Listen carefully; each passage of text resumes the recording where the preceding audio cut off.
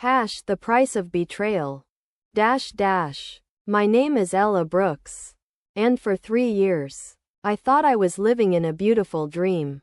My boyfriend, Nathan, had been my rock, charming, attentive, and the one person in my life who made me believe in something good.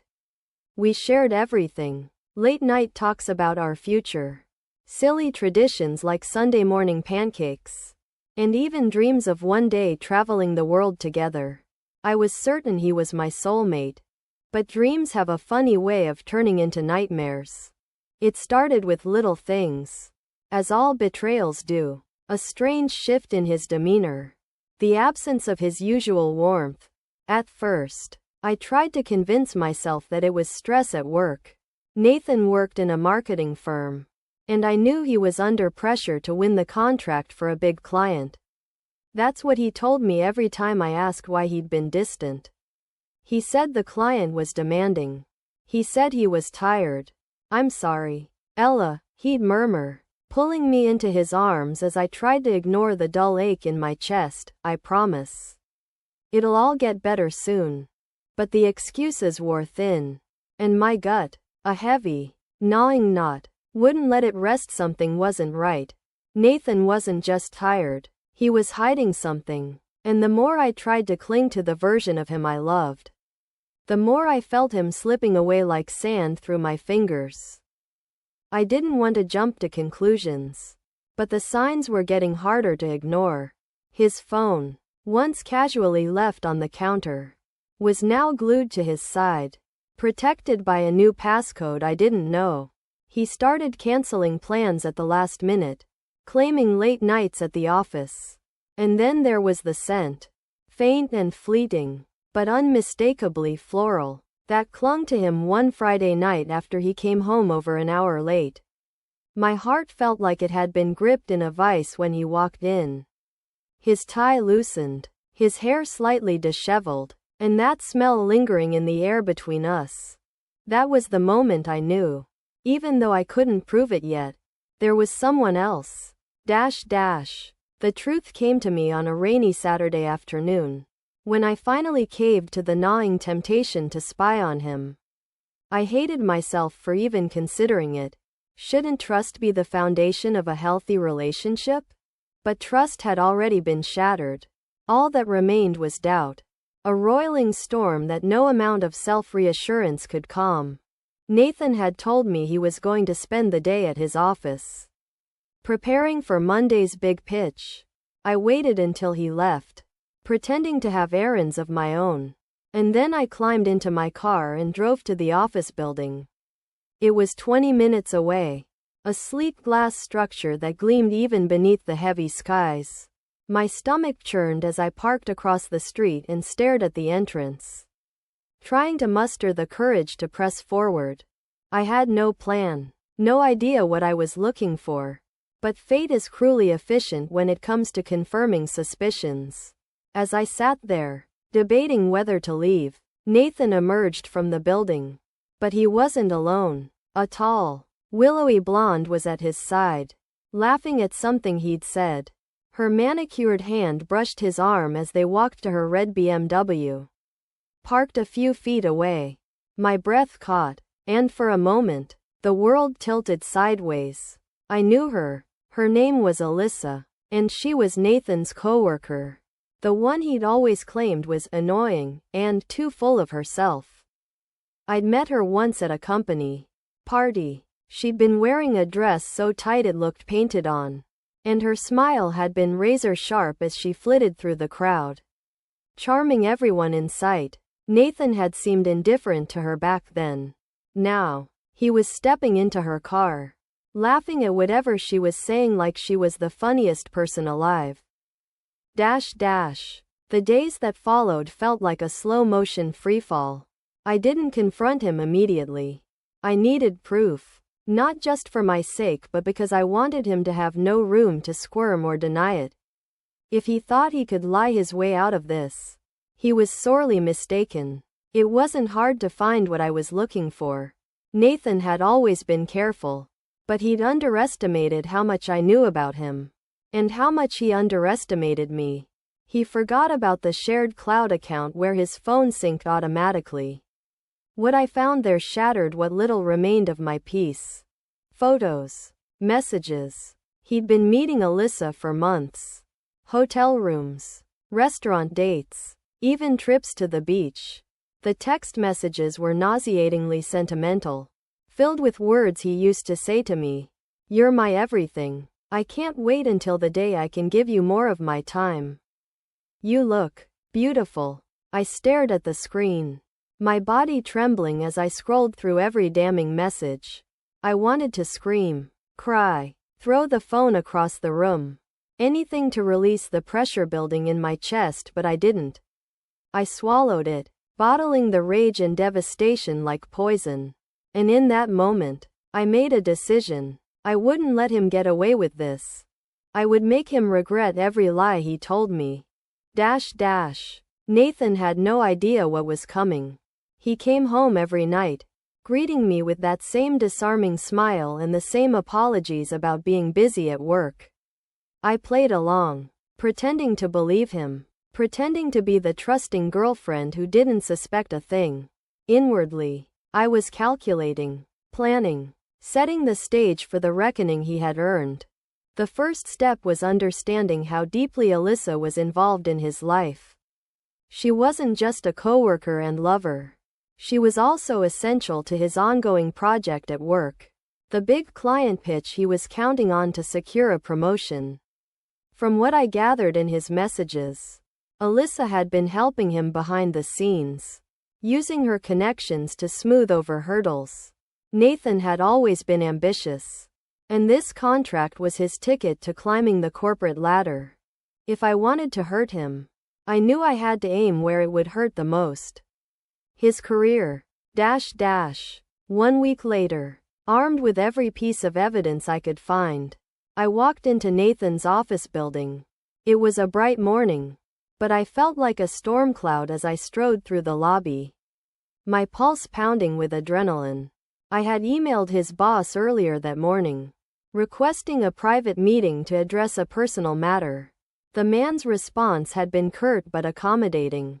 He was curious, no doubt, about what could warrant such direct intervention. When I arrived at his office, he ushered me into a plush conference room. The walls were lined with abstract art, and the table gleamed under the overhead lights. I sat down, clutching my folder of evidence, my hands trembling slightly. Nathan's boss, a tall man with graying hair and a sharp suit, studied me from across the table. Miss Brooks, he said, his tone cautious. You said you had information regarding Nathan? Quote, yes, I said, my voice steady despite the roiling emotions inside me. I opened the folder and slid it across the table, watching his expression shift as he flipped through the contents. The photos, the messages, the evidence of Nathan's affair with Alyssa, and the improper use of company resources to facilitate their trysts. Nathan's downfall was swift and brutal. Within hours of my meeting, his boss had called Nathan into the office, armed with every piece of evidence I had provided. I wasn't there to witness the confrontation, but I imagined the look on his face when he realized the extent of my betrayal. The man who had lied to me for months had finally been caught in a web of his own making. Word spread quickly throughout the office. Nathan's affair with Alyssa wasn't just a violation of personal trust. It was a breach of professional conduct. Alyssa, too, was implicated, her career jeopardized by her involvement in the scandal. The client pitch they had worked so hard to secure was cancelled, and Nathan's boss made it clear that his days at the company were over.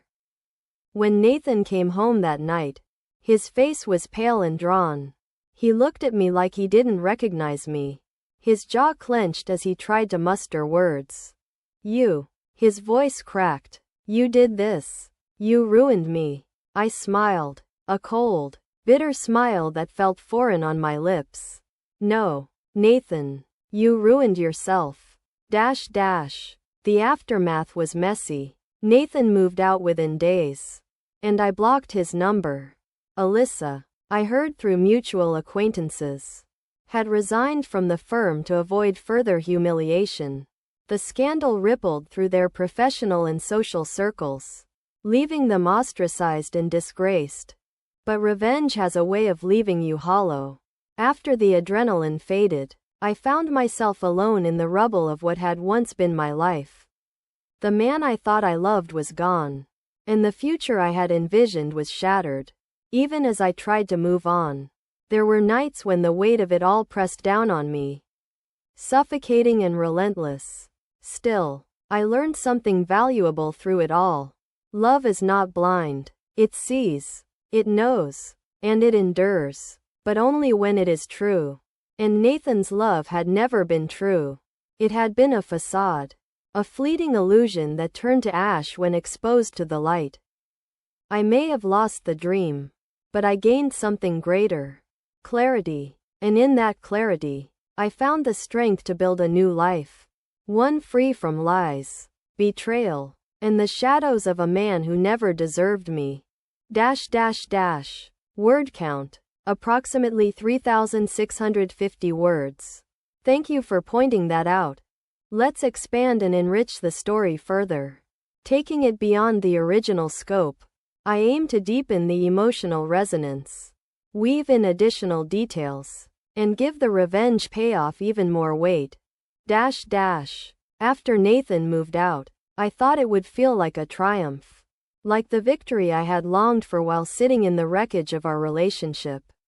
But even revenge, as sweet as it had been in the moment, left a bitter aftertaste. My apartment seemed hauntingly empty without his presence, and for days, I couldn't bring myself to erase the memories scattered throughout my home.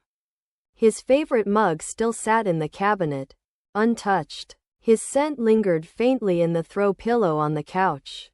It annoyed me, infuriated me, that he could still leave traces of himself behind. Echoes of the life we once shared. I spent those first few nights oscillating between sorrow and vindication. I would sit curled up on the couch, replaying those damning moments when I had watched him walk into Alyssa's car, remembering how my heart had fractured in real time. The heartbreak was still fresh, but there was also pride. Pride that I hadn't let myself be the doormat he probably thought I was. I had fought back, exposed him, and refused to let this betrayal define me. But despite this, the emptiness remained, like an ache that refused to be soothed. One night, as I lay wide awake in bed while the rain pattered against the window, I couldn't stop myself from thinking about Nathan. Not his betrayal, but his reaction during our final encounter. The helplessness in his voice had struck a chord in me, even though I had sworn not to care anymore. "You ruined me," he had said, his voice cracking like a glass about to splinter. Was he still sitting in the ruins of his life, wondering how it had come to this? Did he hate me now? Or did he regret his choices? I didn't want to care. I didn't want to give him another ounce of emotional power. But the truth was undeniable. He had mattered to me deeply, even if everything about our relationship had turned out to be a lie. In those moments, I questioned every decision I'd made. Was it worth it, exposing him so brutally? Did I even gain anything from seeing him humiliated? I had thought revenge would fill the void, that it would heal the wounds he had inflicted. But in reality, all I had done was scorch the earth we had once stood on. And now, there was nothing left. The next morning, I dragged myself out of bed and decided I couldn't keep drowning in my own thoughts anymore. The apartment had turned into a prison of memories that no longer served me. And the mess left behind after Nathan's hasty departure only amplified the chaos in my mind. I set to work cleaning everything, scrubbing the countertops, vacuuming the carpets, and finally gathering all traces of Nathan into a cardboard box. His mug, his tie, the stupid pair of gym socks he always left beside the laundry basket. Every little reminder of him went into the box until the apartment felt like mine again. As I taped the box shut, I couldn't stop my hands from shaking. It felt so final, like erasing the last remnants of a chapter I hadn't been ready to close. But I knew it was necessary. Nathan had woven himself into my life like a parasite, and it was time to cut him out completely. When I brought the box to the curb for donation, I stared at it for a long moment, my breath fogging up in the cold morning air. There was an odd satisfaction in leaving it there, knowing that someone else might take the contents and give them a new story. A part of me wanted to burn the box, but I wasn't that person anymore. Revenge had been my escape, but now, I needed peace. A week later, I received an unexpected call from a former coworker of Nathan's, Michael. I hadn't spoken to Michael much during Nathan's tenure at the company, but I remembered him as a jovial man with a sharp sense of humor. When his name popped up on my phone, I hesitated for a moment before answering. Ella? Michael's voice was tentative. I hope I'm not bothering you. No, it's fine, I replied, though I couldn't imagine why he was calling. What's up? Quote. There was a pause on his end, as if he was carefully choosing his words. I wanted to tell you what you did at the office. A lot of us know about it. And, honestly, I think you did the right thing. I frowned, shifting the phone against my ear. You do? Quote. Yeah. Nathan and Alyssa were both insufferable, especially toward the younger staff, Michael admitted, his frustration bleeding through his voice. They acted like they were untouchable, like the rest of us were beneath them. When news broke about what happened, well, let's just say no one's shedding tears over their departure. A strange sense of vindication settled over me. I hadn't realized my actions had impacted more than just Nathan and Alyssa. But hearing this confirmation brought a flicker of relief. Thank you for telling me, I said quietly. Michael chuckled. Don't thank me. You've got guts, Ella. Most people wouldn't have the nerve to stand up to someone like Nathan. But you did. The call ended shortly after that, leaving me sitting in stunned silence. For weeks, I had questioned whether I had gone too far, whether revenge had been worth it. But now, for the first time, I realized the ripple effect my actions had caused. Nathan and Alyssa hadn't just wronged me. They had hurt others, too. And while I hadn't set out to be a hero, maybe, in a small way, I had done something good. Months passed, and life slowly began to piece itself back together. I started throwing myself into my passions again. Painting, hiking, volunteering at the local animal shelter. Each new stride felt like reclaiming a part of myself that Nathan had overshadowed. I met new people, reconnected with old friends, and started living life for myself instead of for someone else. One sunny afternoon, as I walked through the park with a cup of coffee warming my hands, I spotted a familiar figure on a distant bench. Alyssa. She looked nothing like the impeccably polished woman I had met at the company party. Her hair was pulled into a messy bun, and her tailored clothes had been replaced with a wrinkled hoodie and leggings. She was staring at the ground, hunched over like the weight of the world was pressing down on her shoulders. I felt an unexpected pang of sympathy. I didn't approach her, I didn't say anything, but as I walked away, I realized I wasn't angry anymore.